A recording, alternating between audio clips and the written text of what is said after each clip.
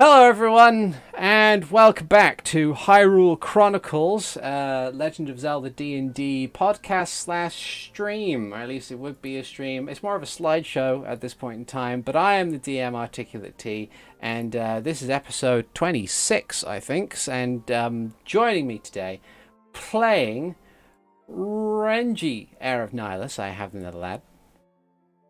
Hello! Playing Hikan Sio, I have Alvarance. Hello. Playing Ziden Shari, I have RoboPirate. Hello to all. And playing Max, I have Keastreth.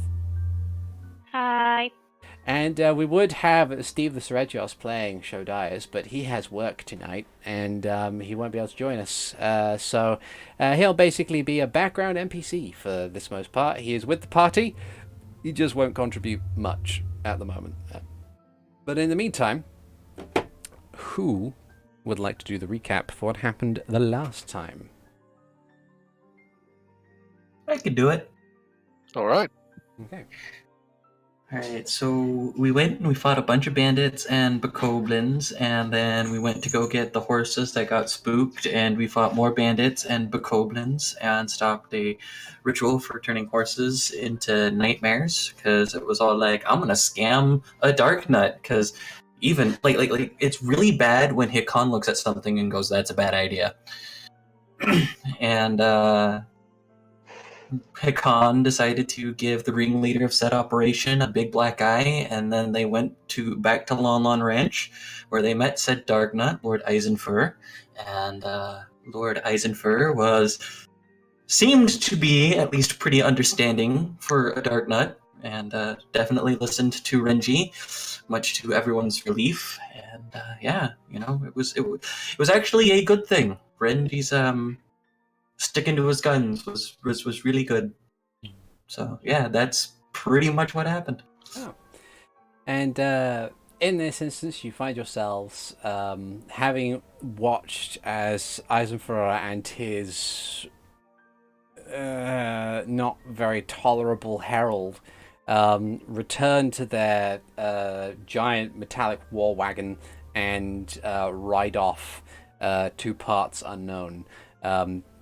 Leaving a somewhat stunned silence amongst the peoples of the Lon Lon Ranch, and you still standing next to the unconscious form of Raymond and a couple of his bandits, and one very conscious and scared-looking individual, having met the person that they would have not done very well to scam in the first place. But yes.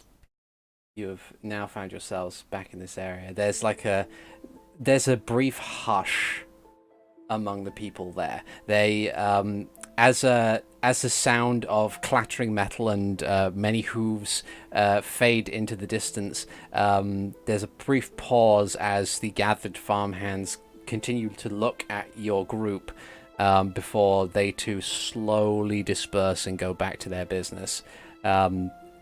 And of course, the older man, Valon, this aged Hylian with like a cane, leaning on a cane with this big bushy beard, wanders over to you, and followed by seemingly his son, Talon, who is this youngish getting towards sort of middle-aged individual, with a full head of brown hair, a nice big bushy moustache sort of appearance, with blue overalls and a red shirt, and he's kind of trailing behind his father quite adherently. But yeah, that is where you find yourselves at the moment. As I see the war wagon leaving, I dismiss my sword and just walk around the corner of the farm, sit down, put my head between my knees, and just try and stop myself from hyperventilating. Okay. As Valen does, neither Valen nor Talon go around to chase you as you wander off. As you do, they approach the group, and Valen turns to you, Ziden, seeing someone effectively, by comparison, as venerable as himself, and says, "You sure know how to make an entrance, you guys." I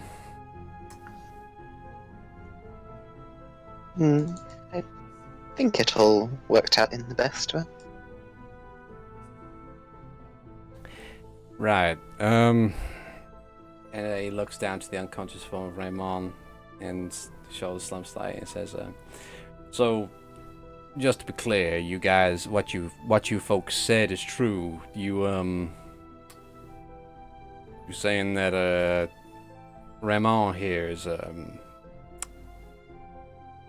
behind this whole banditry nonsense?" We can wake him up if you'd like to talk with him yourself. I turn to the still conscious bandit and I go, "Well, is he?" The still conscious bandit, now his attention called, like, now people have pointed out, it's like,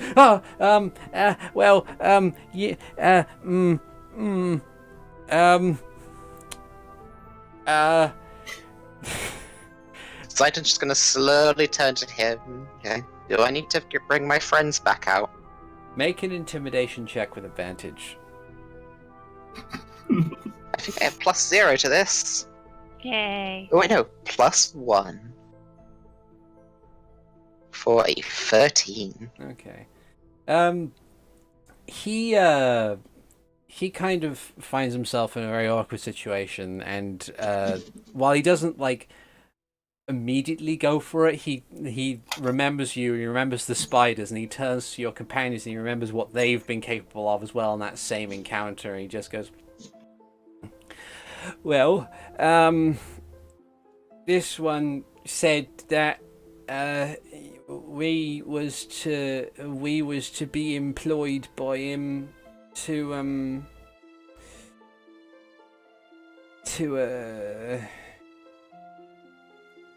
we used to be employed by him because he had he had friends in high places, I think he put it, and that all we were there to do was to steal horses. At least that's what me and the lads were told. I don't know about the Bokoblins though. They were different, and I don't think any of our number are capable of doing magic. At least I don't think so. No one's demonstrated it. I mean, Georgie can do this weird trick with his thumb, but I don't think that's really magic though. It's not like what he does, and he like haphazardly gestures to Max, whom he witnessed controlling the fury of lightning earlier that same day. That's just kind of shrugs. Like, yeah, it's not the same thing.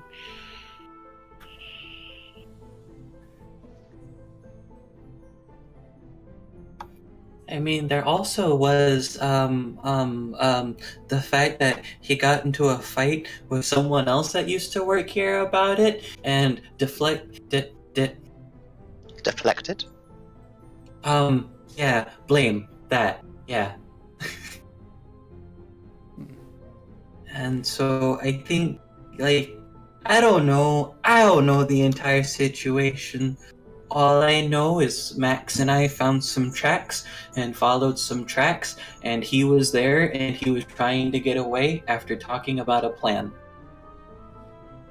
From the man, or like, I'm phrasing this really bad. And also giving the horses to bandits and goblins who were doing a weird magic thing.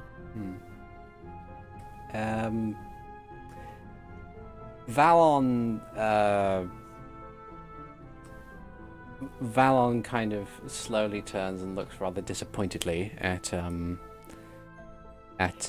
his employee on the ground and says, "Yeah,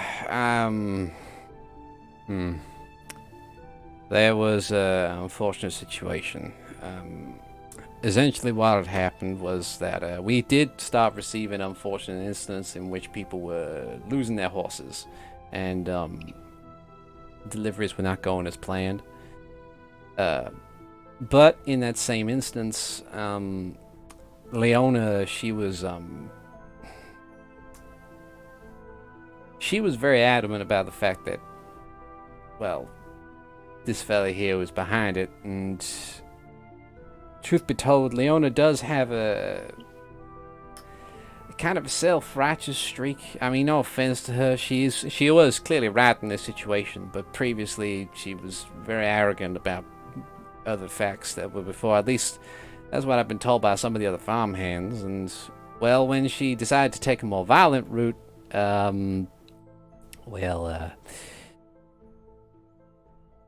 he taps his cane on the ground rather awkwardly and says, it was more of an employment thing. We couldn't really have someone who would be that violent hanging around, because I didn't know at the time whether or not she would be violent to others in that same situation.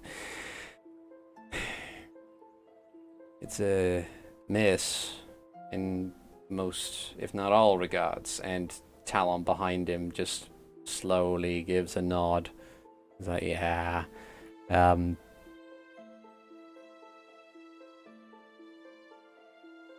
Well, that's your business, really. Well, I don't know if you wanted to ask him any more detailed questions. We'd ordinarily just fire him, but if he's working for bandits, we'd have to hand him over to the authorities. And at the moment, in lieu of the proper guards, that would be you folks. I believe our mission was to head east to Kakariko. Right. Well, Are the two guards still there? they are at this point in time. They've effectively wandered off to take care of other matters. They've got like admin. Apparently, one of them claimed they had admin stuff to do. They haven't left the ranch. They haven't just left. They haven't done an Irish goodbye on you, as Jeff Ramsey puts it. They've essentially they've wandered off elsewhere to take care of other things while you guys were doing that. And it happened conveniently right around the time Eisenfuror left his war wagon to come and speak to you guys, so maybe that has something to do with it. You could probably go find them and have them take care of those guys. That's a good idea. Because then they're guards, and then they'll make sure about it. And I don't know how all that stuff works, but yeah. They might need a cart. Oh yeah, we didn't bring ours, did we? We were lending that one anyway. Yeah. Damn. But I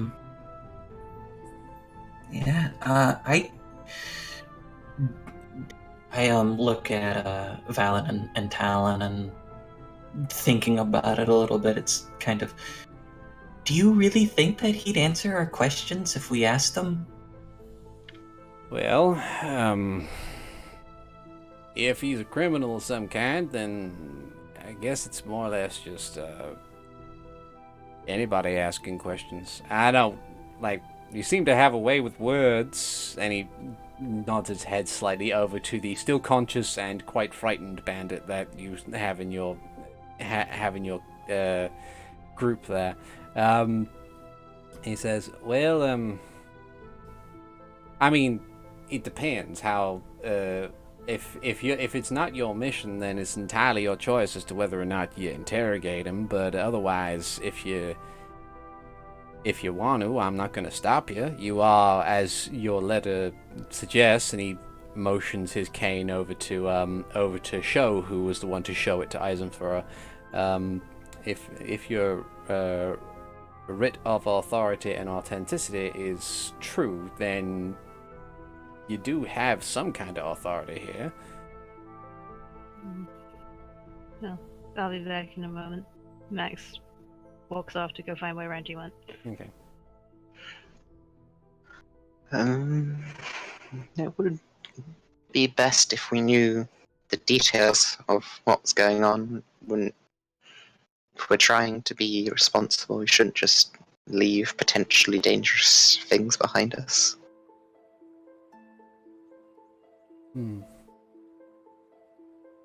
Was our mission to Kakariko particularly time urgent, were we told? It was, as far as you're aware, the purpose of you going to Kakariko is to find a hermit to hopefully tell you what that symbol that you found in the graveyard meant. It didn't seem urgent. Like, it was pretty much a case of, like, you passed the symbol on to Mara, who then enlisted Nihilus, and Nihilus more or less made the suggestion that there is a hermit there. So it's basically as urgent as you want it to be. Given that you are, from what I understand of the context, is some of you are probably trying to find a way to bring Simeon back, and others are trying to find who's responsible for his death in the first place.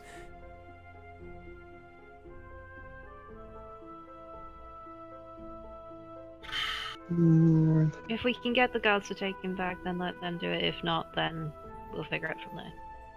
Yeah. We could at least do the interrogation, because if it's not something we think the guards can deal with, we should find that out. If they still need help with it, we can help.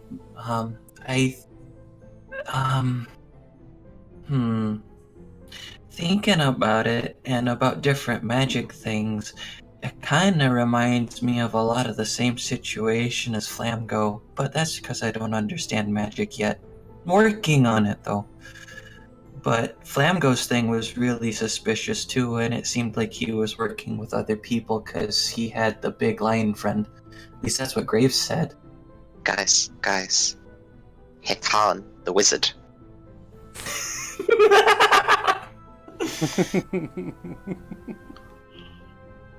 But we can, if we think that it's best, let's see what Renji thinks, what Renji and Mac think, since they're there and taking care of that, and we can do some interrogation and write stuff down and let people know what we find out.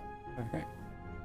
So Max, unless, well, Yeah. I suppose I'm just going around the corner that Randy went around. Okay. Yeah, Renji is He's just just there, yeah. still, like, very quiet, and it's probably obvious that he's panicking. Nice is bad at this. Good luck. Just gonna Danny Bago. You okay down there? The sound of Max's voice just makes me almost like inadvertently spasm and then just look up. Oh, Max. I think did I feel a bit fuzzy about what just happened. Did I declare war just now? No, I don't think so. I mean, Because that guy is kind of like high up in Darknet society, is he not? he didn't seem too put off by whatever you were doing. Okay.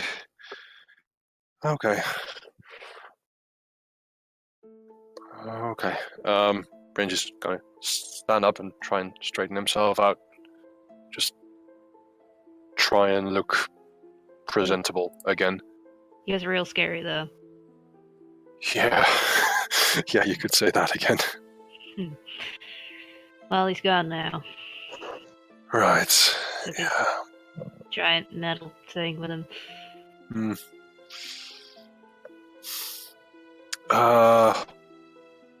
Right, I suppose everyone's about ready to go, aren't they? Well, they want to talk to the Raymond guy first. Ask about that ritual shit they were doing. Well, You're better with words than me, so I figured I'd bring you over. I guess. I suppose I could ask a little. Yeah. Alright. Right. Renji is just going to turn back to the group with Max, probably. Okay. So you return to the group. You see that while Max was gone to find you, Valen had at some point gestured to Zaya saying, whatever it is, I'll leave you to it. I'm sure that the guards haven't gone too far. If you wanted them to take care of it, then you can always just ask them. Even if it is just them keeping an eye on them while they're here, while more turn up. But thank you, by the way. You've done a great service to us.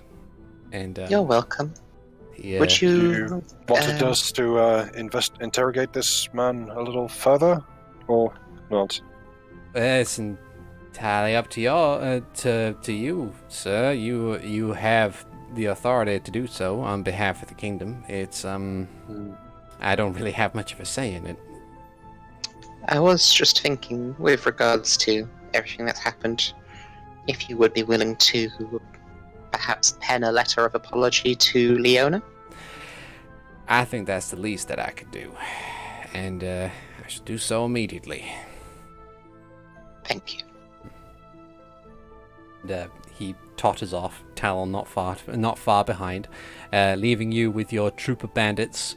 How many did we have left alive? You've got one Four yeah. total. Four total, yeah. Ramon and 3 other bandits. Ah, yes. That's why I said they need a cart.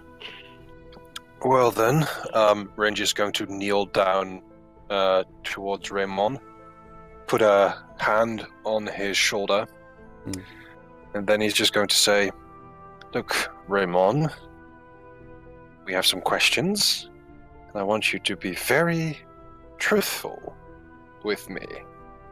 And I cast Hex on him, giving disadvantage on charisma checks. Yeah, that's good. That's good. I'm just gonna stand behind you and look menacing. Good. Alright. If we need to go maximum menacing, I can still summon another set of spiders. That might freak out all the horses in the farm, to be honest. Yeah. Not a good idea. But it is maximum menacing. Maximum menacing. We're talking with the conscious individual, correct? We're not bringing Ramon back to consciousness? No, we're doing that. Yeah. So We I believe we are. We need to interrogate Raymond because he's the only one who seems to know anything. Mm-hmm. Okay. So, if we bring him back to consciousness, Hikan will just squat and stare from about 5 feet away. More and menacing. just watch him. Hikan is to the Fists side, clenched. Max is behind me, I'm in front of Raymond. And, well, Ziden is probably able to put, his spiders wherever he well pleases. I don't think we'll need them. Okay. Alright, so I have his skills up and ready to go. Alright, so Raymond, still vaguely suffering from a concussion, is brought back into consciousness as you cast your spell to hex him even further, and through bleary eyes, through one opening bleary eye, the other one kind of swollen shut from the beating that was given to him by Hikan, and he kind of looks up where he is, realizing it's a slow process. First he seems to realize that he is on the ground. Second, he seems to realize that he is not where he lost consciousness, and third, he seems to realize that he is very distinctly outnumbered and not making any friends anytime soon. And also tied up. So he kind of sees the situation, looks over to you and says, "What? Where are we?" You, my friend, are in big trouble. He kind of very slowly shifts once again to like because of the ensuing concussion. There's not it takes him a moment to have to try and actually analyze and take in the details of every single person that's there, and he kind of shuffles a bit to try and get into a bit more comfortable position, and goes, "Well, what do you want? What do you want? What do you want?" As I say, as he gets to consciousness, I put a hand on his shoulder and I say, "I want you to be very honest with us." And that's when I cast hex on him. Okay. So he, as he kind of begins to speak, you kind of feel that he's a bit tongue-tied, or it's like he's having it's. I wouldn't say it's word salad. It's more just he's having a hard time kind of placing things in the right places in his sentences, and he's it's a frustration that implores him to be, that seems to implore him to be truthful, and makes all of his lies and persuasion attempts and everything just bad by default. And he's truthful, right? Yes. So, first of all, who were you in league with? Oh, they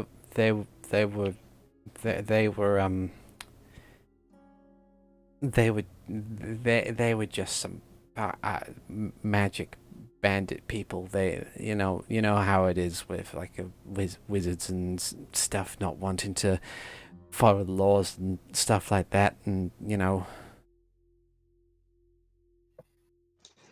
Names?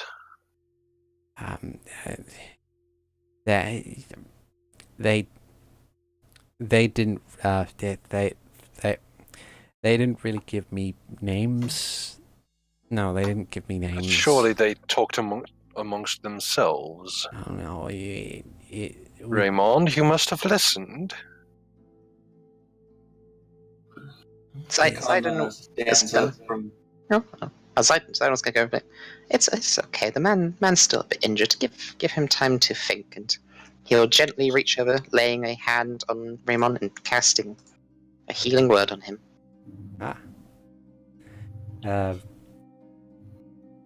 Okay. So he seems to be a bit more comprehensive, but though his general charisma in regards to being able to speak or anything like that is still stunted from the hex. But he does kind of relax a bit as the headache and the aches and pains of the beating that he suffered have wash away slightly. They're not completely healed, but just muted. And it's thank you. You're welcome. It'd be a shame, to a line of people like that. You should just help us out a bit if you can. Yeah. It's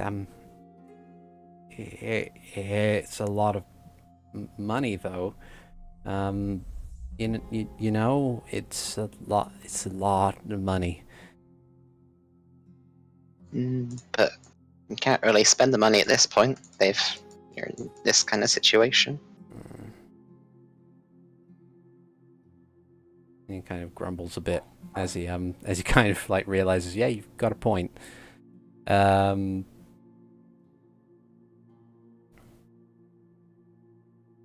he says, we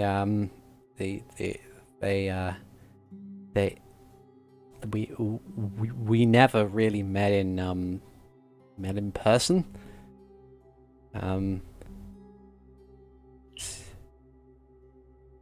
Influential people from afar,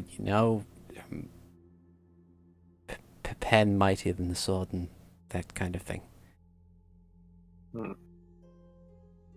You wouldn't happen to have any documents or such they might have sent you?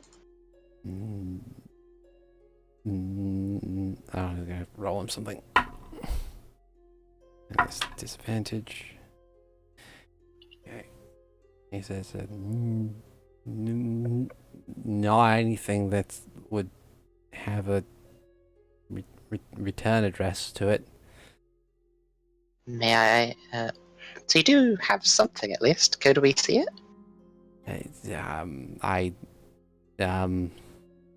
I don't really keep hold of it. It's like a shred-on reading, dedicate to memory sort of thing. I understand. Oh, surely you can help me out somehow. I'd hate to have to leave you to speak with my friends here.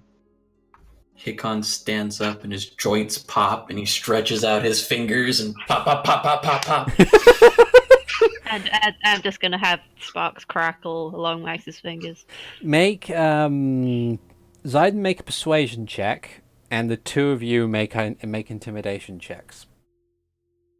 I will assist assist Max because Max has the higher charisma. Roll your own, because I got a 17 on my first roll. Yeah. 14. Okay. So it's 10. I'm not very persuasive, but they're quite intimidating. Yeah. Like you at least have it. You may not have been able to get him to tell you anything straight up, but at this point in time, he looks to you and looks to the other two and realizes that you have successfully supplanted yourself as good cop in this situation because you're safe. You're safe compared to them. I'm safe. I've healed him. I'm gonna offer him a good berry. Are you hungry? Would you like a good berry? I ate this morning. Okay. I lived in the longhouse over there, and he nods because his arms are bound. He nods his head over to a long building, which is next to some of the other ones. Is this very long single-story building that. You can pretty much assume this is where the communal accommodation is for a lot of the ranch hands around. So while the main family who owns the farm lives in the big house, which is very much a house, in on the opposite, on a different part of the farm, the longhouse is where all the people who work there would live. And he says in a roundabout way that he might have something in his footlocker by his bed in the longhouse. All right. Would one of you be able to go check that for me? I'll go. Okay. Wonderful. How will we know which one's yours? And do you have a key on you, or is it just open? Yeah, I lost the key when when you came and did the. That's fine. I can help with that. Don't worry. I got it.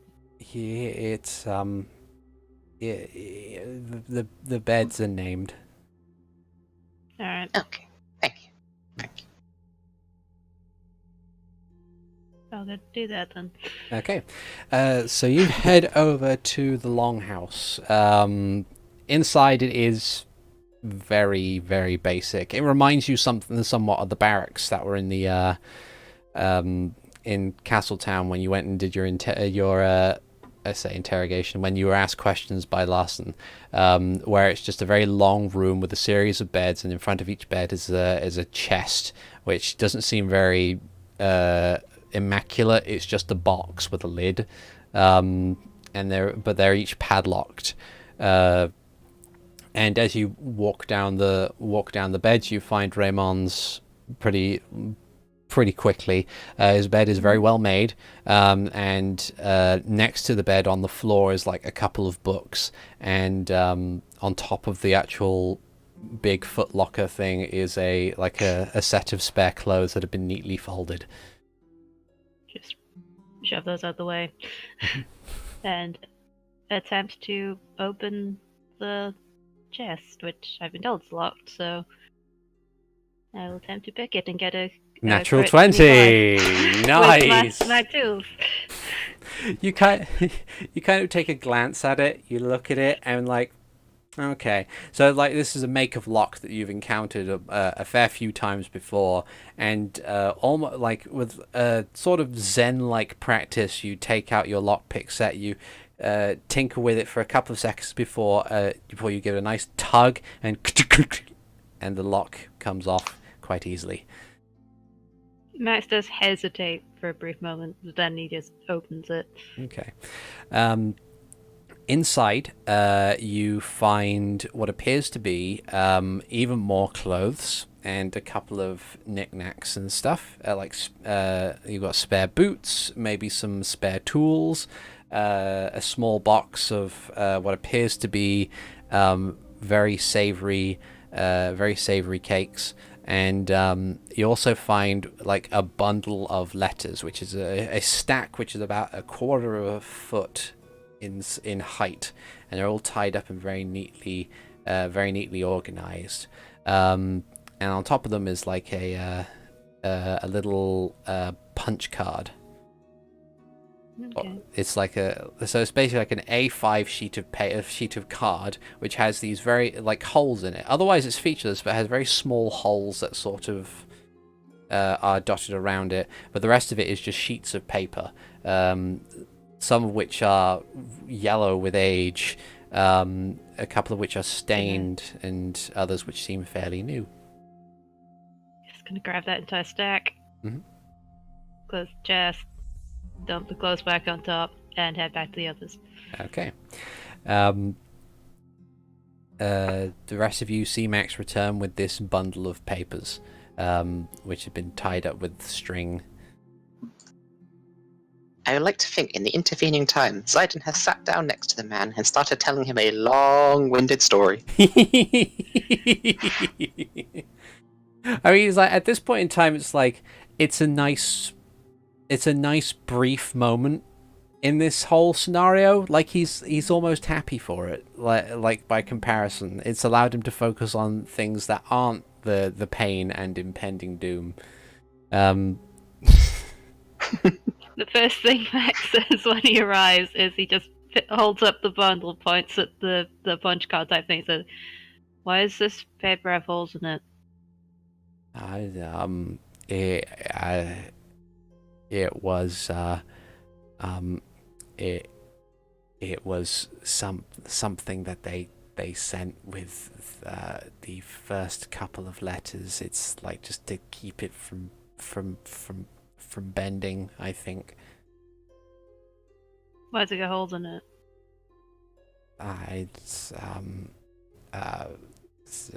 It's I would say make an insight check, but it's quite obvious at this point that I'll even roll to see.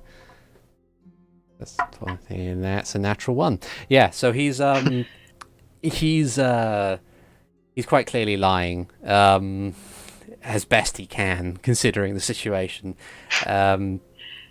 As I see I'm just gonna stare at him until he stops mumbling. I start to manifest in my grip a sickle that is just curving around his neck for the moment. Nick? I walk up behind Max, looking over Max's shoulder at like the punch card and stuff. Like is Max holding the bundle together? Yeah, I haven't undone the bundle yet. So taking a look at the bundle, does it look like some does it look like the letters would fit in the holes? Make a what would this be? Do you have any tool proficiencies besides your brewer's kit stuff? A harp. You have a wood carving. A wood carving. I'd say make a investigation roll. Here we go. Ready? Here we go. You could do this. We believe in your three. You can't be sure. It seems like the card itself seems to be with a 3. You think that the card itself is. Can we help and give him an advantage? How? Like look at it together. I mean, I'd allow such a thing. I mean, your bit of Renji's too I big. mean, Max is trying to figure this out too. So. Okay, so yeah, so with a 13, then it looks like it might do. You can't quite make it out as to how at the moment, but it does seem to be like a key, sort of to a cipher, sort of, almost. Renji, Ziden, given the fact that I concussed him, I'm sure that I can handle him. You guys are better with these kinds of puzzles than I am. Why don't you try taking a look with the papers and the card? And I'll keep an eye on Ramon. That's fine. And Ziden will, walk- I guess, then turn to Ramon and say, well, it's unfortunate you couldn't help us, because that means I'm going to have to leave you with him. I squat 4 inches away from Lon's face and just look at him, my nose just away from his. Just locking eyes. absolutely sure you don't want to help? Make an intimidation check, Hikan. Okay. I'll say you'll have 11. I'll say you have advantage Oh, because you had, but technically you had Renji with the sickle and you had, Ziden with his good cop routine. 17. It says, it is Actually, I'm gonna roll something that isn't based on charisma for him to see how well he does in this. Oh gosh, a thing? Okay. A thing that's not charisma? So he keeps his balance as he tries to lean back, but he says, it's a cipher thing. They sent. I'm just gonna hand the bundle to Renji and it's like, yeah, you probably figured this out better than me. Like, I am familiar with ciphers. Hi. So I dismiss the sickle. Mm-hmm. He is tied up, correct? Yes, Mhm. he is bound. Okay. Well, I'll probably kind of hand him over to Max, look at the cards, look at the papers, and try and figure this out. Okay. I'm just gonna join Hikan in staring at him. Yeah. So make a what role would this Ziden be? will assist with the thing. Okay. I'm trying to think of what role this might be. I can't think of like a decipher. Like investigation is the closest thing I can think of to a decipher check, because it's not like a perception check where you're noticing differences. It's you are dedicatedly sitting down and analyzing something. So I'm going to go with investigation. Investigation. And Ziden is helping. Yep. So you get advantage. Okay, let's see what we have. Natural 20. Natural 20. Nice. 22 in total. Yes. So you Would be a 20 or a 2.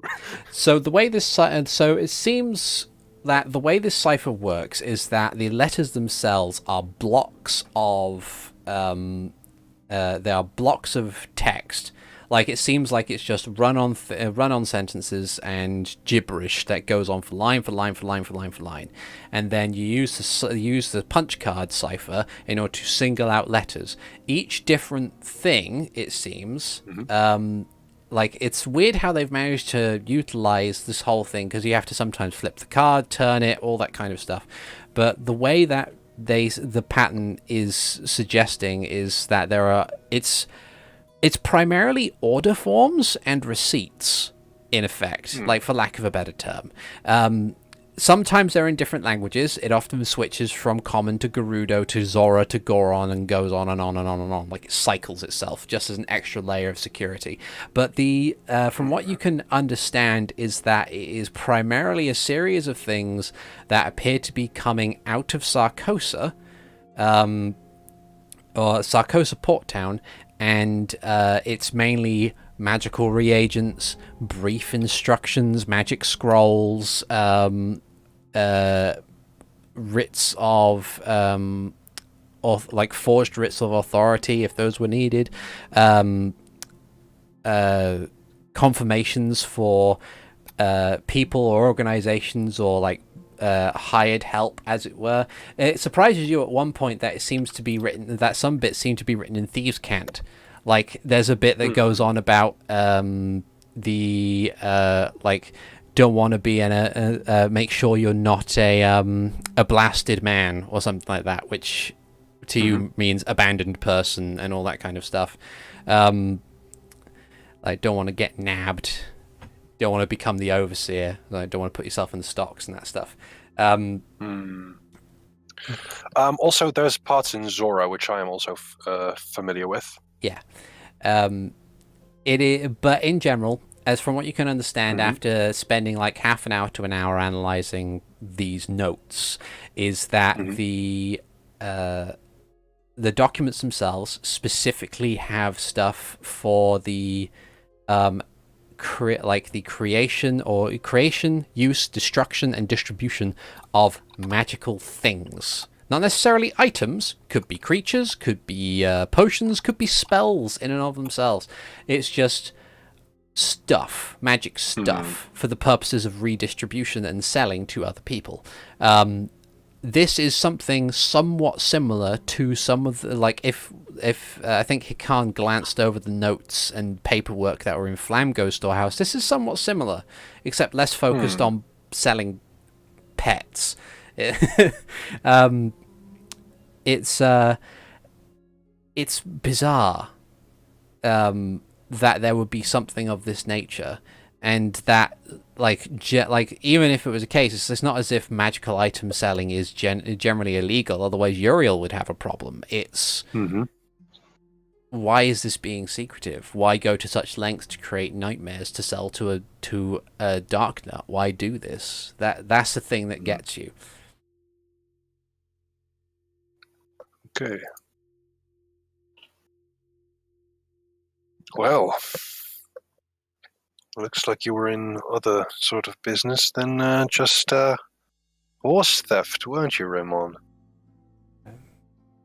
I was offered an opportunity, and I took it. Well,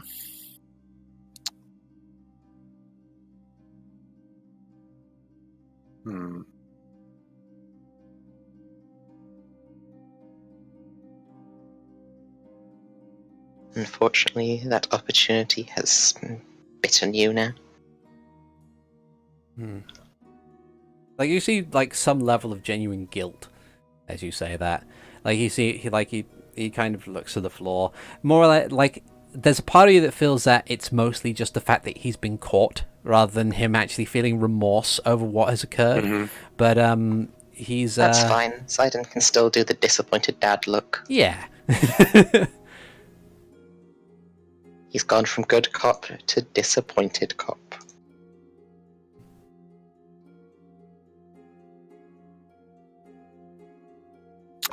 I think we should, like, in the time that Renji would have, investigated these notes, he would have made notes on his own parchment. So that when the time came, he could give, some of the translated cipher to the guards to send back to Castletown. Awesome. While you guys were doing this, you hear the soft hoof falls of a horse, and as you turn to that, you see Tyrina, who has spent much of her time back at the original ritual site, barehandedly tearing down that put-together obelisk.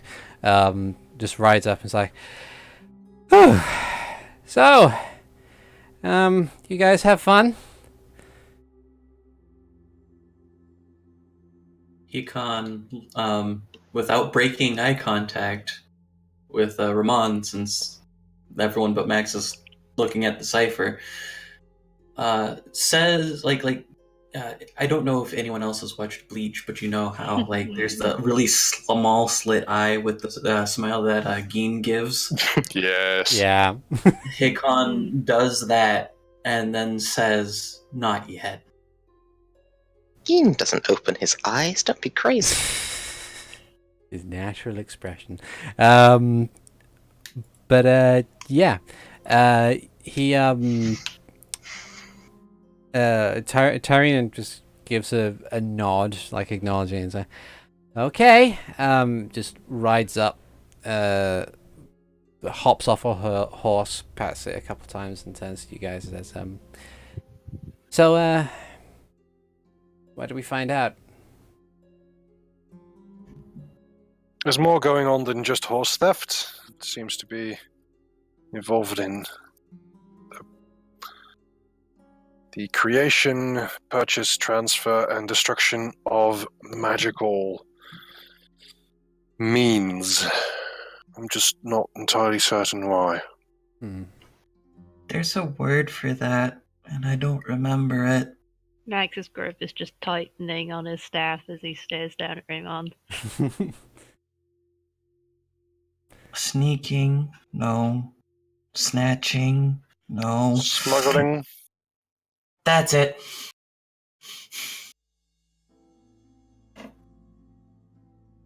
But I wonder why they would smuggle this sort of thing. It's not as if it's exactly illegal. To be fair, neither was a pet shop. True.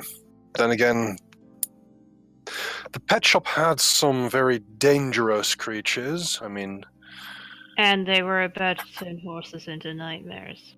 That's also true, so it does seem like this magic is being used for nefarious purposes, which, while the means aren't necessarily illegal, certainly the goals are.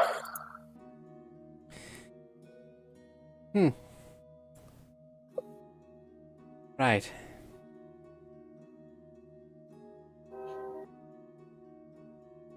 And Raymond eventually speaks to him and says, I don't know why. They just sent me a letter with this little emblem thing, and they Give me that emblem now. You have it. Hikan fishes out the pendant. Yeah. What does it look like? It looks like it's a small silver emblem, more or less like the size of a keychain. That is looks like a silver-plated northern star with a little green gem in the middle. You have a feeling that said gem is more or less just like painted glass. It is not a genuine thing. Mm-hmm. Looks very cheap. Okay. Yeah, fair. Is it something that we've seen before?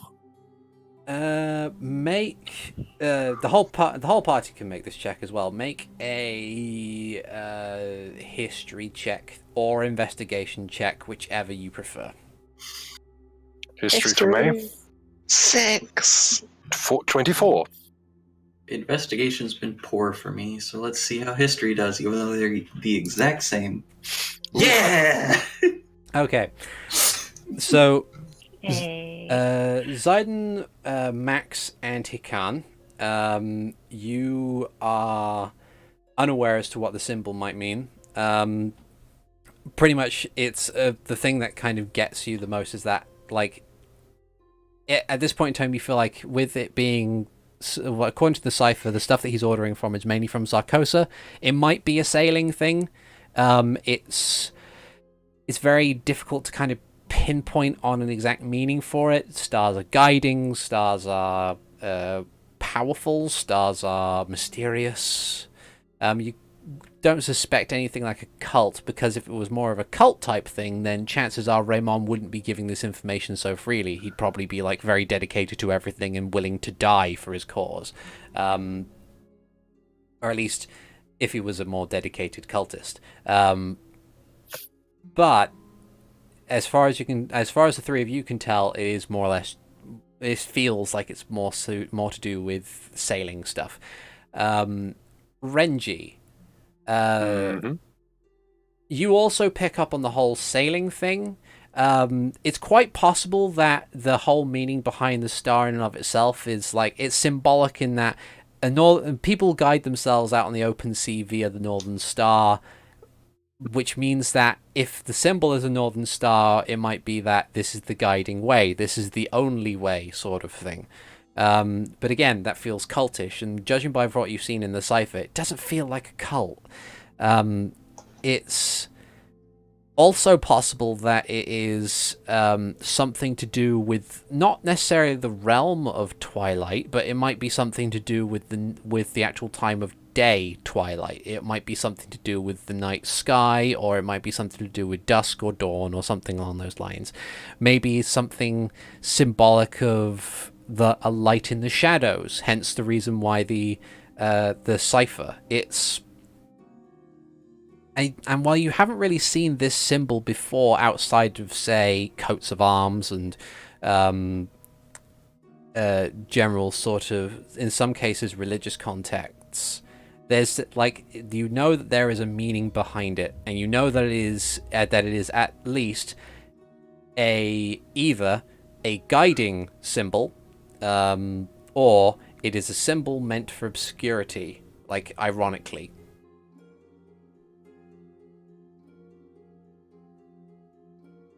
So to guide or obscure. So holding this emblem so that Raymond can see it as well. I really need a name. Raymond. I was not given the name. They just referred to themselves as the Lord. Raymond, would you happen to know roughly where any of them might be around? Say, are there any in Castletown? He shakes his head. Ziden will make a note of all of the features of this thing to, at some point later, use locate object to try and find the same thing. This ritual of yours. How many times you done it? This would be the first. No, those other horses that were going missing. What happened to them? They were passed on to other people. It was a trade thing. They wanted normal horses to ensure loyalty, and then they would allow me to try. Right.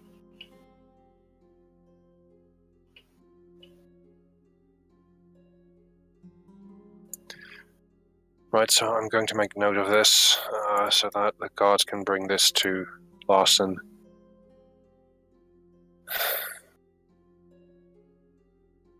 I think we've done all we can. We have other business. Yeah. Alright. Where's them guards?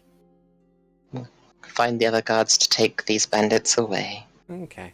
You find them easy enough. They haven't fled. They have been busy kind of getting accounts, like going around getting accounts from every other farmhand. And when you find them and kind of explain the situation, they are more than eager to fulfill their duty. One of them says that they'll make a quick dash back to Hyrule Castletown to get a cart and back up, while the other one keeps watch over the bandits themselves. Considering that they're all pretty much tied up, they're not really going to be going anywhere anytime soon. Ziden's going to assist by kind of just squatting down with all the bandits and Rowan and that, and using some druid craft to just do a little bit of light magic and saying, "You guys should behave, because if you don't, we'll be going back to town, and we will find out, and then we will have to find you." Make an And intimidation trappings. check. Come on. Ah, You've been too nice no to advantage. It's Yeah. true. They're like, this old granddad would never harm me. them. Like they kind of nod in understanding, but like there's not the same quake of fear that they had when facing your other companions, and part of that is due to you playing nice cop so well. Okay, I'll just gently pat Rowan's head in a condescending manner and say, good boys. Oh dear. Okay, so still going to Kakariko? Yes, That is the plan. Yes. Okay. I go to find a farmhand while everyone else is waiting or doing things to help get ready. And generally, what I'm looking to buy is high quality feed and treats for the horses because they've been through a lot. Okay. Right. Remind myself of how much that is. Let's see. Yeah.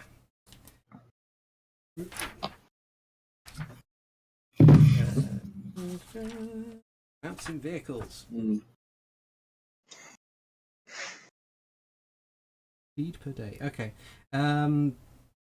So they ask how much feed you're going to be getting for your horses. A couple days worth, and there's 6 horses. Yep. So that is. I have to tap onto my keyboard like an accountant. 5 times 6 times. So a couple days. That's 2. So it's 60. Yeah. So they ask for 6 silver for the feed. And what other thing did you want to get for them? Something, a treat like sugar cubes or apples or something, something sweeter for the horses. Okay. They'll ask for another 5 silver on top of that for like a bag of sugar cubes. So 11 silver total? Yeah. 1 gold, 1 silver. Mm-hmm. Okay. Okay, thank you. And then I go and pass some of the feed out to everybody so that way they can give them to the horses as needed, and then I start feeding the horses the treats. Yeah. Okay. So after you've properly taken care of the horses, you saddle back up. You ensure that the guard has the bandits and Raymond, as well as any information that you wanted to pass on to him. And then you continue along your way down the road towards Kakariko. And thankfully, or I say thankfully, I haven't rolled yet. Okay. It is a significant longer trip than what it was when you started out. And it takes you essentially the rest of the day to get to the bridge that goes over the river to Kakariko. You can see it more or less in the distance as the sun begins to dip behind the horizon. You could probably get to Kakariko, but it will be after dark by the time you get there. It's thankfully a clear night. You can see the full stars out. A gentle breeze blows over as you progress along your way. You don't see anybody else on the road, but that's mainly because not many people come in this direction. Renji and Ziden and Sho would know if he was here, and I guess Hikan, you used to live, but you didn't. Yeah, you would know that Kakariko is very isolated. And as far as your culture is concerned, it's for good reason. You are essentially entrusted in a very significant duty, and you have probably one of the oldest cultures in the world, almost, like possibly even older than Hylians themselves, and like the notion of royalty and everything that they've held. So that there is a very good reason as to why you've secluded yourself along a one of the paths to Death Mountain, but there are ways around Kakariko to get to Death Mountain. Otherwise, you'd have Gorons going back and forth through town, and that's not fun. Mm-hmm. But yeah. So since we're getting closer to the bridge and to the entrance of Kakariko, I pull up my hood like completely over my face, so most of it's covered, and kind of just stay near the middle of the group to attract the least amount of attention. Okay. And yeah, anybody else doing anything in particular as you approach? Ziden's gonna look back to Hikan and be like, "Are you okay?" I'm fine. Ziden doubts. Oh dear. Ziden's pressing X to doubt. Doubt harder. But yeah. You kind of as you make your approach, you can see the archway that that hangs at the foot of the stairs up into Kakariko. Kakariko is kind of hidden away in these naturally formed like mini mountain range in effect. It's going through crevices and going down into going up and then down into like a small ravine, as it were, which kind of keeps it defended on all sides and hidden from plain view. The only way you'd be able to see Kakariko would be to fly over it, and even then it's the Sheikah. They have illusions for that. But as you approach, it's very quiet, it's very chilled, it's very chilly in this environment. There's like the cool breeze that blows past feels unnerving almost, especially for those of you who aren't Sheikah, which at this point would just be Max and Tyrina. Like the stairs themselves that lead up under this arch seem ominous in a sense. It's hard to explain why.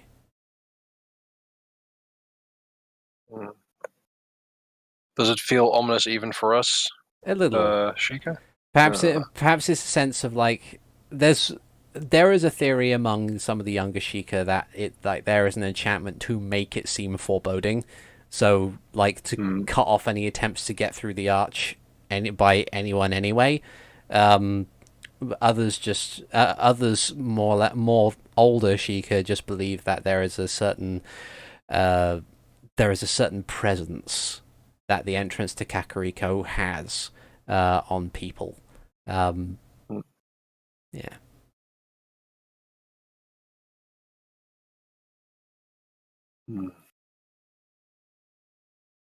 Well, let's just go. Ziden is going to do something. Because he is going to answer this question only for himself. He's going to detect magic from the entrance. You cast a spell? As a spell, yes. And you look at the entrance, you don't seem to detect any magic. Just nods and continues onwards. Okay. So is everybody going through the archway? No one's told me I can't yet, so yeah. In we go! What's your marching order? Renji, do you want to be first? Oh, I might as well, yes. Okay. I'll follow after Renji. Renji, Ziden, I'll go next. Max, and I'm guessing Tyrina and I'll be after Max. Yeah, after Max, then finally Tyrina. Okay. So Renji, you take a step on the first step, and then continue on. After all, Mhm. this is this isn't the first time you've been this way. This isn't the first time this was home for you for a period of time. And Ziden, For about half my life, yes. Ziden, you also take a step on the steps and move on, seemingly content. Max, you take a step on the step, and I would like you to make a dexterity save for me, please. Hey. That's a 9. Okay. Let's see. Okay. So as Max takes a step on the steps and passes over the threshold under the archway, there is the briefest hint of air being torn, as you can hear from one direction, like almost this impossible direction, as this bolt just flies out of nowhere and grazes Max along the leg and implants itself in the ground behind him.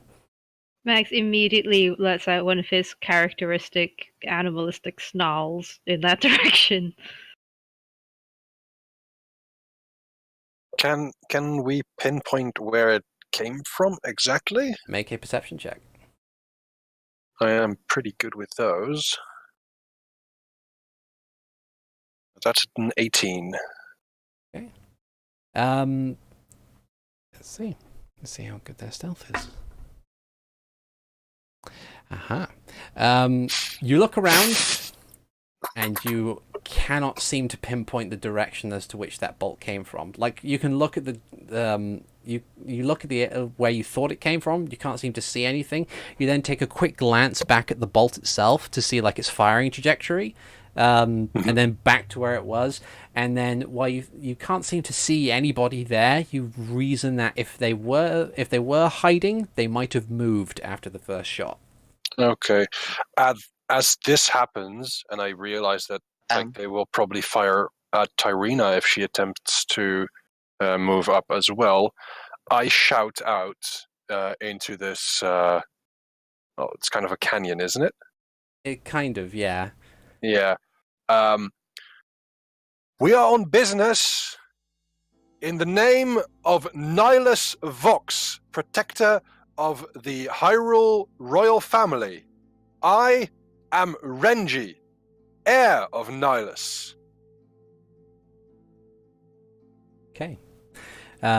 There is a brief quiet before stepping out of kind of sliding down the side of the rocks that flank these stairs comes a lithe woman wearing kind of a sort of cloak around her shoulders, but it's a short one with a hood, and she's got like a studded leather armor and is holding a heavy crossbow.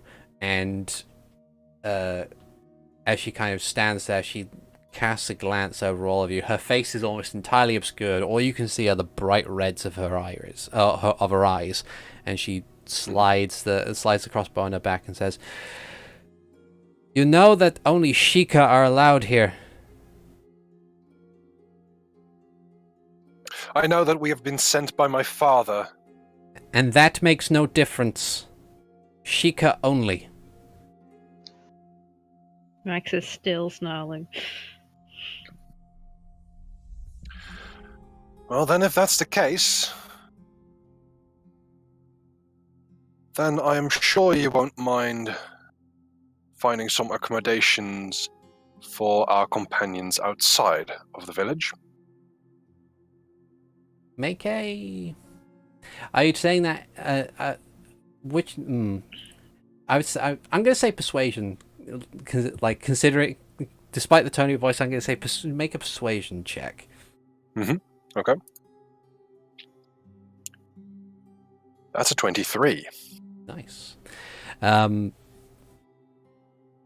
She kind of glances back at the two of you who aren't Sheikah. Looks at eyes move from Max then to Tyrina. Tyrina, being the opposite of Max at this point, is just kind of like gives a snarky wave, and she says, Max is too angry to wave.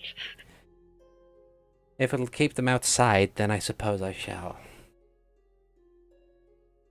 And she turns to slowly and defiantly walk up the stairs back into the Sheikah village.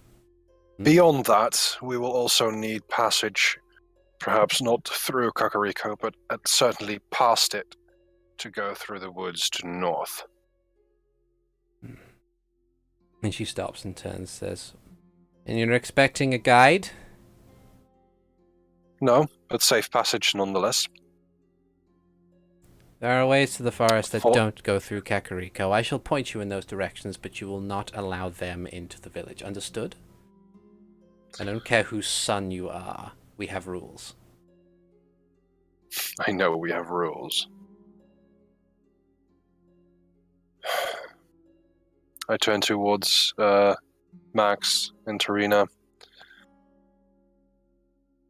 I'm not too keen on fighting my entire people. I fear that we cannot get you inside of the village. We'll be fine outside here, I think. I mean, if the entrance is as scary as it is, then I think we'll be okay. I'm sorry. Max kind of fights for a second to get his face back into normal expression and just nods.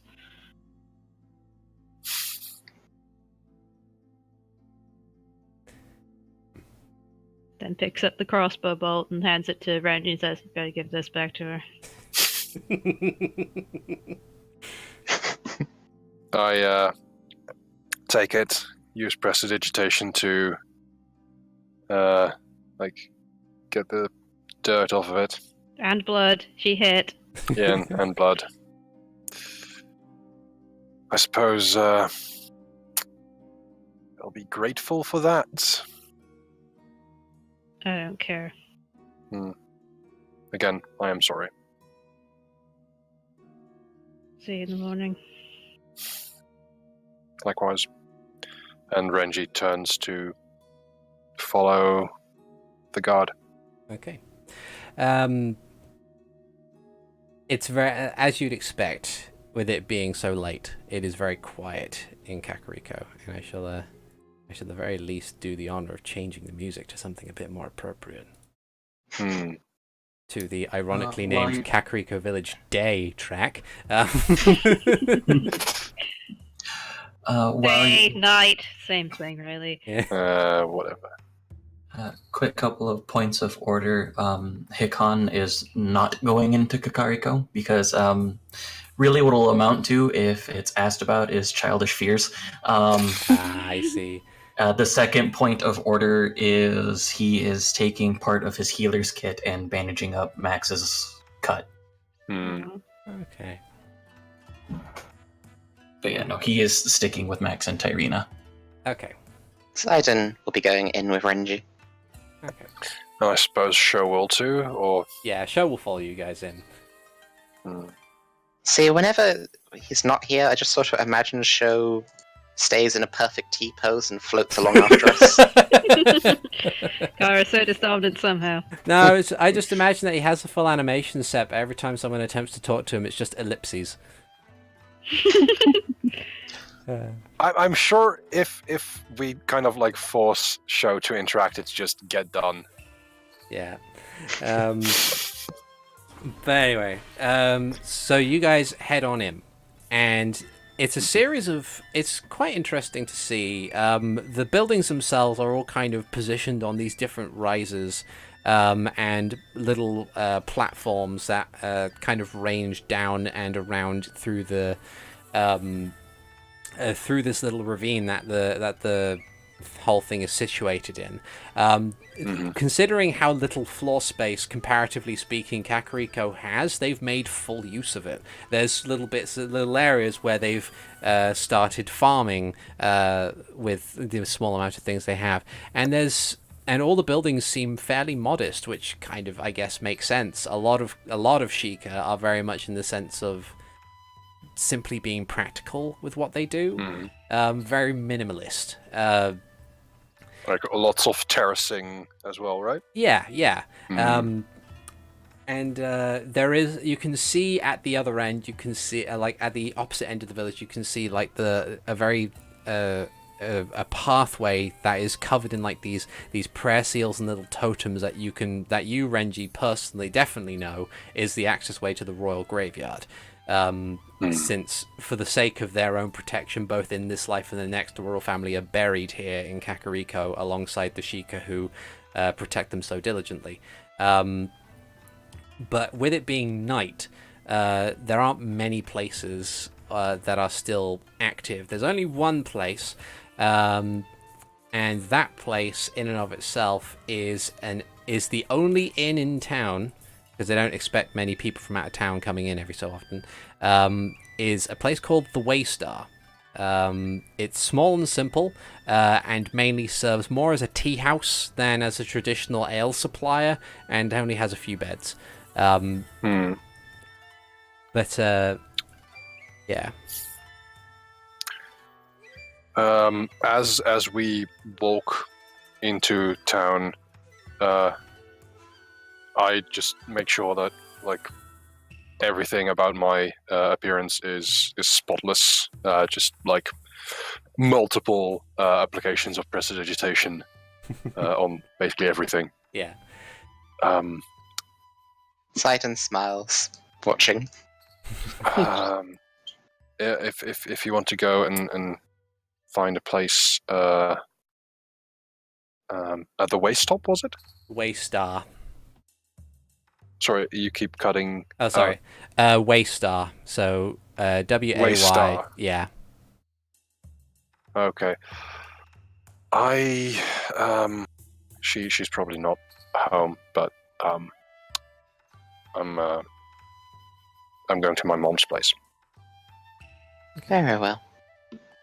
Have a good time. Shall I reserve you a room, or will you stay there?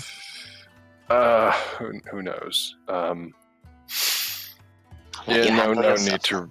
need to reserve anything. I'll be fine, I suppose. Alright, we always have sleeping bags. Yeah, so you guys head off in your directions. The guard from before does eventually return outside with a set of tents and bedrolls and stuff, and provides them to the group. She's not so indignant as to just drop them on the floor. She just kind of provides them, but still gives a sort of stern "I will kill you if you try and go up these stairs again" sort of look. Just business. Yeah. Nothing personnel, kid. Yeah. Before she then, having provided you with your things, turns and then sort of hops and climbs up the side of the thing to return to her usual guard position, leaving Hikan, Tyrina, and Max to their own devices in the darkness outside of Kakariko village.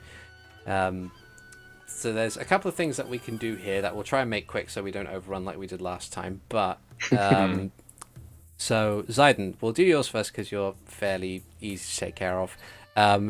Pointed in the direction of the Waystar, you kind of enter into this building. You see this lovely portly young woman who is kind of I hate that word as well, portly. Just kind of sits down and looks at you and smiles and says, "Hello, welcome to the Waystar. Are you looking for a room or a meal?" Yes, please. And she very delicately sort of picks up a book, and picks up like a very thin-looking book, opens it, and turns it to you. And there's very organized sets of lines where people have signed their names and whether or not they've paid and what date they turned in. And say, "If you'd like to sign the guest book and pay a simple fee of 5 silver pieces, then I will be more than happy to provide you with a room key that you will be able to use to sleep for the night." Certainly, thank you.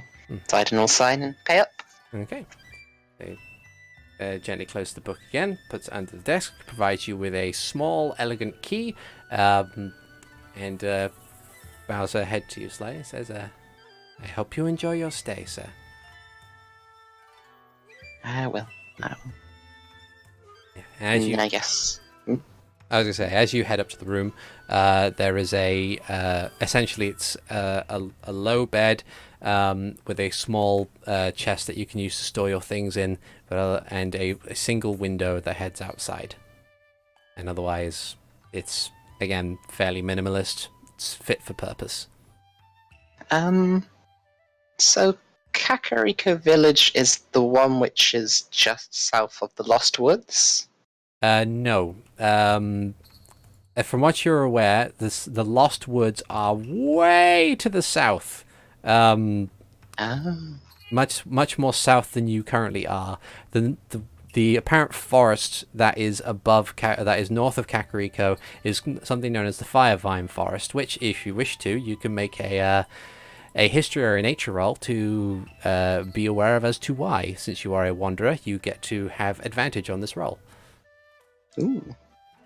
21. 21. With a nature. Nice. So the reason why the Firevine Forest is called the Firevine Forest is primarily because, regardless of what year it is, the leaves are constantly red, and all the trees are covered in this red ivy. Ooh. Mm. With my 21, do I know anything particular about this red ivy? It's not poisonous. It's mainly just like, it's scientifically speaking, it's like stuff to do with the pH of the soil, I guess, for lack of a better term. But in other cases, it might be like, it might just be its proximity to Death Mountain, because it is only a short ways to the east. So there might be something to do with the sulfur or other kind of elements that come from the volcano. Okay. But yeah. So Lost Forest is far, far south. Yeah. It's pretty much at the bottom of this map. But yeah. Guess Ziden will settle in for bed then. Okay. Meanwhile, outside, you guys set up your tents and everything. As you get ready to go to bed, I'd like each of you, I won't roll for Tyrina. Well, I can roll for Tyrina. I'd like you guys to make perception checks for me, please. 17. Okay. 18. Okay. 18. Nice. So I was muted for a second. So as you kind of settle in for the night, you take a look around at your surroundings, and you have enough of an ability to see into the darkness a bit, and you can see that most of the environment around here is still very temperate. There's like pine trees and this kind of other kind of things that are more or less sort of standard medieval fare, in contrast to the sort of mythological Asian stuff that happens within Kakariko as far as theming goes. One thing that does stand out beyond all other things is that you kind of look in one direction, and sitting near the road is what appears to be something like, you take a look at it, it looks kind of like a bonsai tree, just a bit bigger than a bonsai tree. And for you guys, it stands out like significantly compared to all the other plants there. Like, it looks like it doesn't belong. And the train agrees. Sorry. That's alright, that's okay. Max just sort of tilts his head at it, remembers that Ziden is the one who knows about plants, and then just sort of shrugs. Hikan starts walking up towards it. Okay. So as you walk up to it, the actual plant in height seems to be about 1.5 feet tall. And it looks like a well-kept bonsai tree. Like someone has been purposefully coming out and cutting it to maintain its shape and stuff, as opposed to it just being a wild bonsai tree. But as you approach, how close do you get to it? How close is it to us? It's about 20 feet away. I'd get pretty close to it. Like, I'm not going to reach out and touch it, but I could reach out and like I could reach out and touch it. Like, Okay. if that makes sense. Like, I'm gonna lean in, look around, but not. I'm gonna be somewhere nearby behind him in case he gets himself in trouble. Okay. As Tyrina's I want to do. Tyrina, unable to really see much of what you guys are doing, is just going to remain by the camp. She's But- not wearing her goggles I bought for her. Oh yeah, so Okay. you bought her goggles, yeah. So now she can see much of what you're doing, but she's still going to remain by the camp in case someone like this is a distraction tactic or something. But as you kind of lean in close, there's a as the tree shakes itself, and then after the briefest of moments, there's kind of there's a rumble of soil, and popping out, looking up at you with these glowing golden eyes and a small snout, is a Deku scrub. And he looks Would up. that be a nature check to know what that is? Ordinarily, I wouldn't, because Deku scrubs, while not common in most modern societies in Hyrule, are still known as a race. But I'm tempted to have you do it because of Hikan's naturally low intelligence. But I feel like that I'll would be roll. mean. I'll roll it. Okay. Okay, it's a 17. Yeah, you know what a Deku scrub is. And it kind of looks up at you and goes, "Hi." Oh, hi.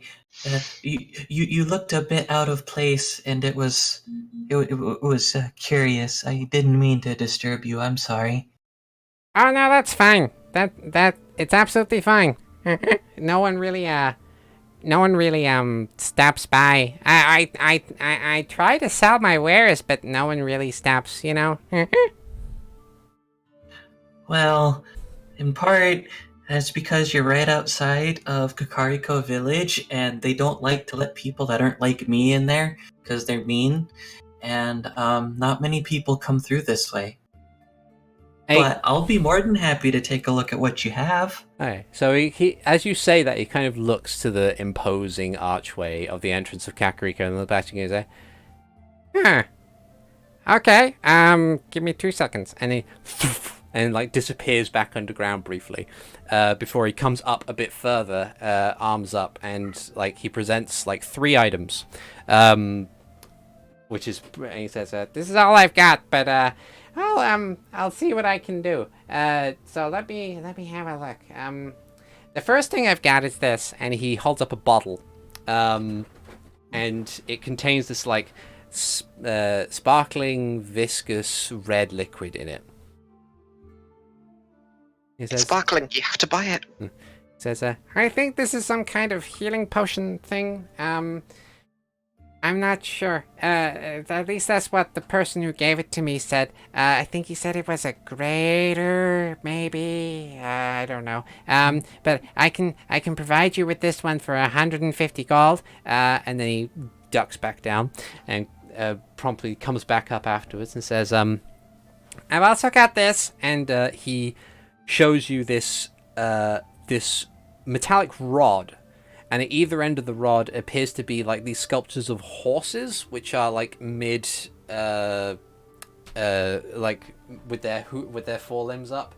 And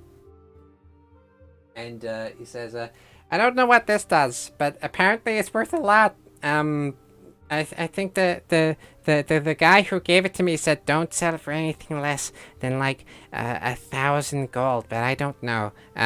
And then he ducks down again and comes back up, and he says, "And then I've got these," and he just has a leather bag, which he puts in front of him and says, I think I got this from a Goron, right? They say it's Goron jerky. Or Goron jerky. No. Sorry. You don't want to eat Goron jerky. It's like it'd be rocky and horrible. But Bit hard on the teeth. yeah. But this is the dango jerky. The dongo jerky. Yeah.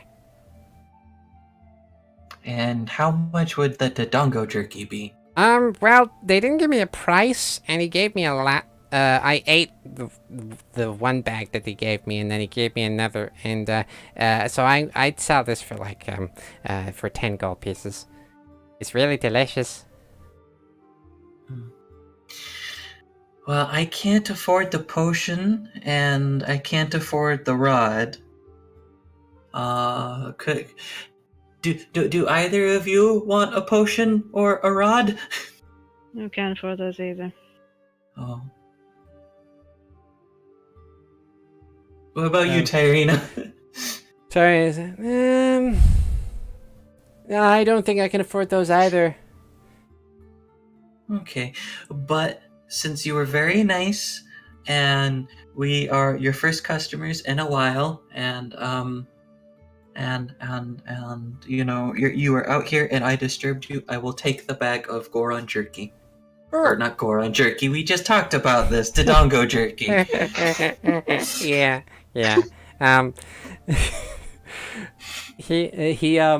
He like claps his little wooden hands together and is like, excellent. That'll be 10 gold pieces, please.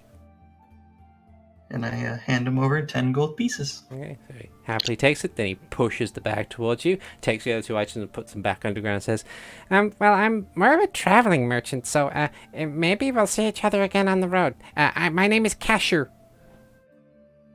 Didn't quite catch that. It's my terrible voice. He explains his name is Cashew, as in the nut. Spelt like the nut or spelt with a K for pun purposes? Spelt with a K for pun purposes. Cashew, the traveling Deku merchant. Alright. Got it. And is the Dodongo jerky considered rations? Yes. He has provided you with, at the very least, 5 days worth of rations. Alright, cool. Why would you need jerky when you have good berries? Because sometimes I want something other than berries. What a bad idea. And we don't have berries right now. Yeah. Don't tell Ziden. Let's just have a jerky party. Yeah. So I was actually going to use the Wanderer feat and go get something other than good berries. But I'm gonna make 60 good berries. Oh god. But yeah, Cashew gives you a nod and says, "Well, I'm not really good at goodbyes. So good night," and just thump back underground. All right. Well, that was exciting. We made a new friend. Maybe I should tell him about Sebastian. Why would you tell him about Sebastian? Sebastian's just an ordinary Hylian. Because Sebastian's also a merchant. They could make a partnership. Yeah, they're both so good at selling things. Sebastian has a higher clientele. Yeah. Okay. So you now have a bag of Dodongo jerky. And it is unless you eat it now, it is safely stored away with the rest of your stuff. I will be more than happy to share the Dodongo jerky with my friends. Okay. Try a bit, I guess. Okay. So Dodongo jerky is a really interesting thing. It's crunchy on the outside, and while there is a bit of a chew to it, it's not like normal jerky where it eventually hurts your jaw to chew on it. It has a kind of a sweet yet smoky taste, and the most interesting thing about it is because of the physical nature of Dodongos, as you after a while after you chew, leaving it on your tongue, it kind of fizzles like pop rocks. I was gonna say we're susceptible to explosions and smoke. Is it smoked Dodongo jerky? That would imply that there is. That seems like overkill, to be honest. I was going to say that implies that the Dodongo jerky is not smoked at any point.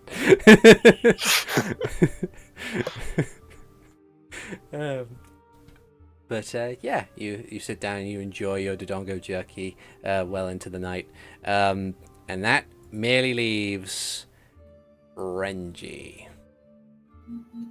Yes. So I'm not sure if we have discussed this beforehand, but I believe that this is Renji's first time back in Kakariko since moving out with his father. And that was how many years ago? Remind me. That was 8 years ago. Oh. Back when he was 9. Okay. But you effectively know where to go in order to find your old childhood home and stuff like that. I believe I would, yes. Yeah. So as you kind of head over in that general direction, you see the house. It's bizarre how it looks almost exactly the way that you remember it did when you left. As it kind of sits on its own little platform, you can see that there was a small little rows of farmed food just outside on what remains of the platform itself. Self-sufficiency, it's only efficient, and there is a light on in the house.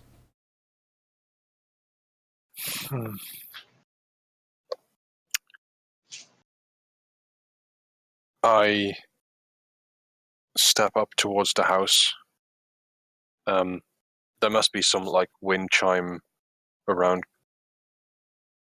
something to make noise. Yeah. I just put my hand through the wind chime for the moment, and then I slide the door open. Okay. Yeah. You enter on in. Everything seems very well organized. And oddly enough, even after all this time, you can see where everything still might be kept. But the thing that really catches your eye when you slide open the door and step inside is you see a woman standing before you, in kind of practical yet still very elegant sort of robes. Her white hair is tied in kind of like a folded braid, and she looks at you with a tired yet warm smile, and she says, "Now, if I am not mistaken, and my eyes are not deceiving me,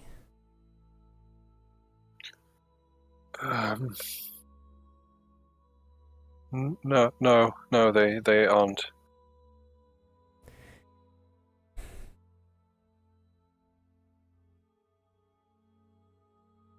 and she wanders over slowly. Good evening, Mother. Places a hand on your shoulder and says, "Good evening, my son." And I just hug her. She returns the embrace, like kind of lovingly pats you on the top of the head. Says, "It has been far too long. Come in." It has. And I go into the main sitting room with her. Yeah, follows you in.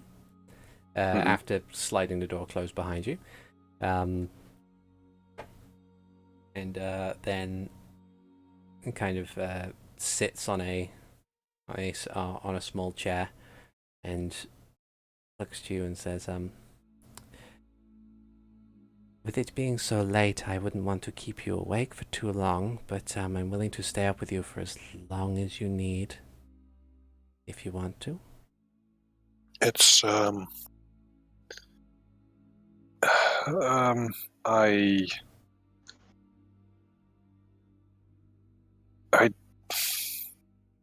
imagine this moment differently.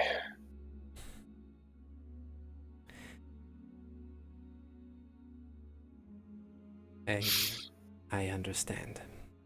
I understand. It's considering the circumstances, I know that this whole situation is not easy.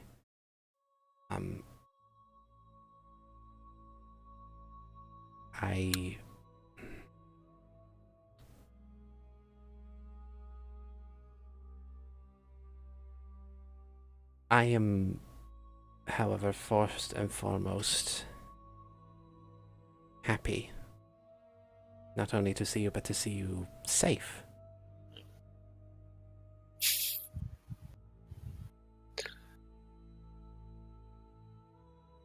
Is everything well with the elders here? I mean, sure. It's why you couldn't join us, right? Yes. I, much like your father, had a duty to perform.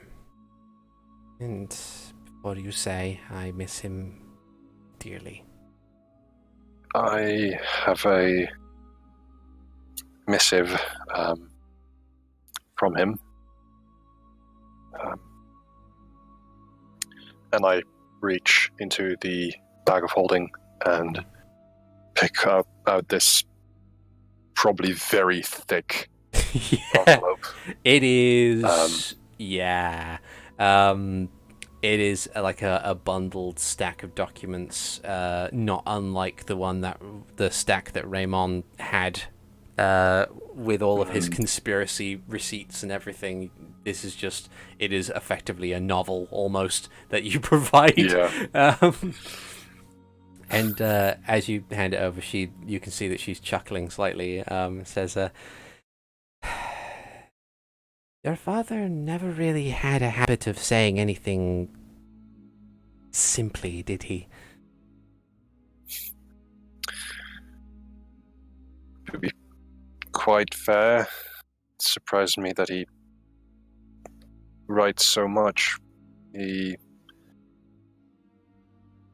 never really seems to have many words nowadays. Mm.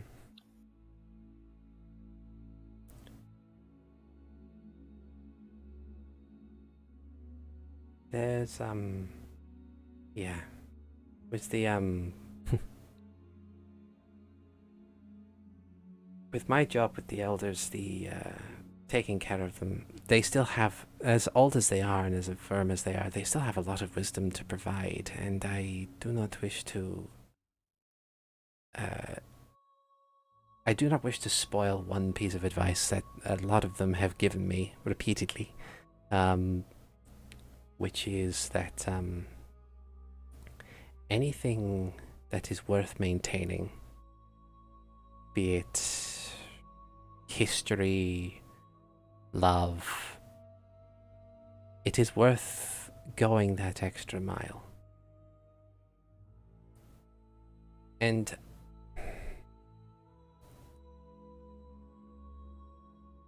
I will find out whether or not your father has changed in any way after I have read this odyssey that he has provided me. But when he left, I know that there was one thing that your father very much embodied, and that is he had he loved his family a lot, to the point where he was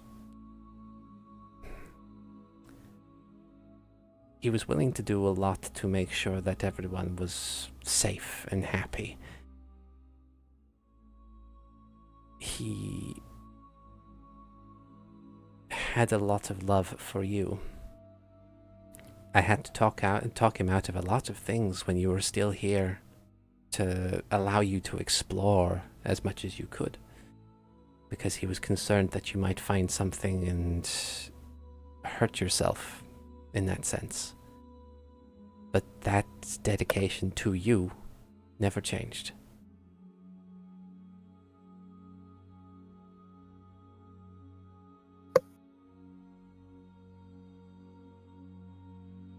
Renji's just almost tearing up. As he looks up, I never really understood.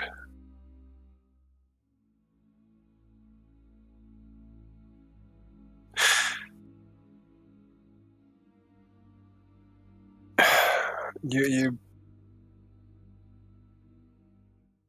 must think it's romantic, don't you? I would be lying if I said I didn't. But I would also be lying if I said I didn't believe that this situation was as seemingly easy as it would be for you, as it would look like it would be for us. And I don't want to sit here and give you some drivel about you being in a situation that required this, or that it would get easier when you were older and understood more. That is simply a lie. And by the very foundations of our culture, I cannot lie to my son. I won't. The very foundations of our culture. That's the very same thing that tears you apart.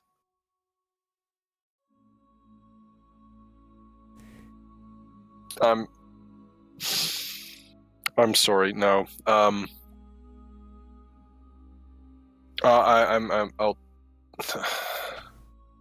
I take that back. I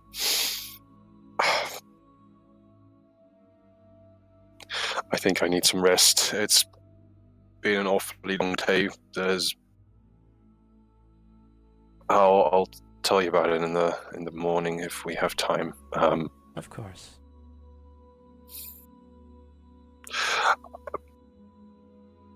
I may have prevented execution. And she seems taken aback by that. But after she kind of recovers from the initial shock of it, the smile returns and says, "And that is yet another reason as to why I am so very proud of you."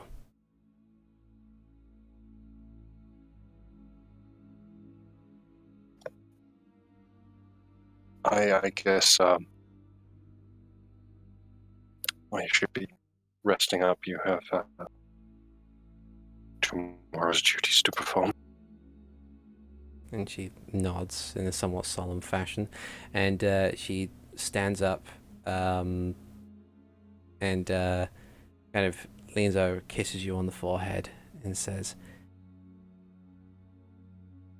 "I cannot apologize enough for the pain that this whole situation is putting you through. But know that in spite of everything, as dedicated as we are to our duties, we still love each other, and we still love you very much. And I know that in this situation you might not immediately understand that or feel like that is comforting, but it is an assurance that I want you to be aware of. And you are always welcome in this house. Always.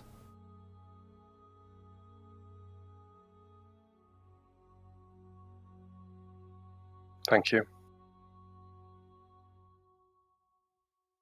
Thank you, Mother. He offers a small smile and stands up and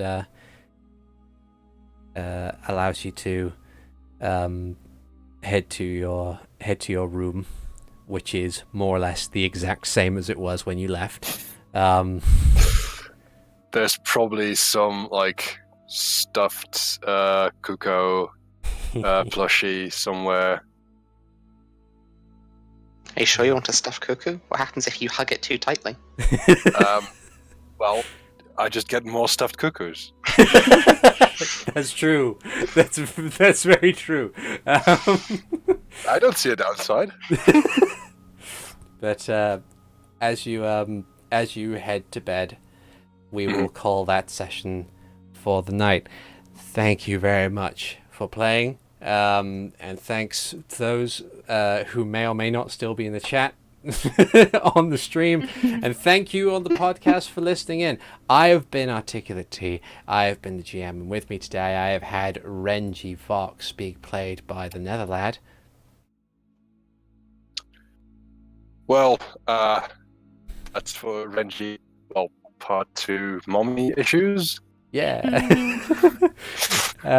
Playing Hikan Sio, I have had Alvarance. Yay, the late, what is it, soft boy played bad cop today. Yeah. Playing Ziden Shari, I have had Robopart. I am the goodest cop. I cannot even be bad by choice. Ah, that's true. And finally playing Max, I have Keastreth. Real mad about that lady shooting me. Yeah. Yeah, that's a fair thing to be mad about. That is a fair thing to be mad about. And we will see you guys next time, hopefully with a Sho Daius. But actually, no, we won't have a Sho Daius being played by SteveTheSeregios. No show. He will be in... Oh, God damn it.